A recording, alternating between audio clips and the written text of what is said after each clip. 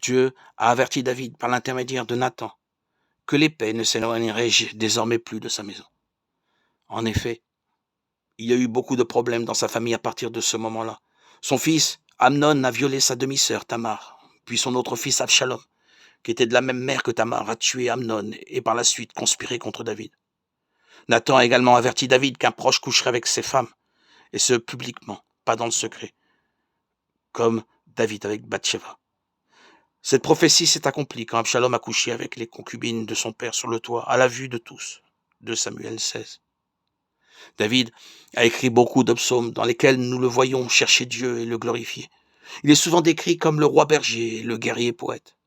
La Bible l'appelle le doux musicien d'Israël, de Samuel 23. Il semble qu'il ait tout au long de sa vie vibré au son de toute la gamme des émotions humaines.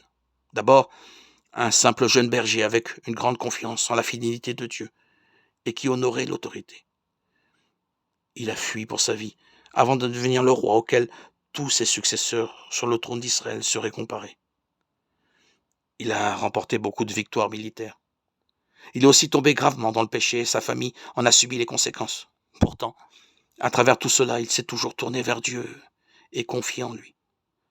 On voit dans ses psaumes que même quand il était découragé et abattu, il levait les yeux vers son Créateur et le louait.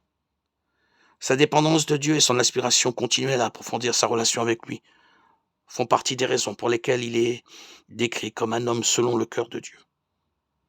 Dieu a promis à David qu'un de ses descendants serait assis sur son trône pour toujours.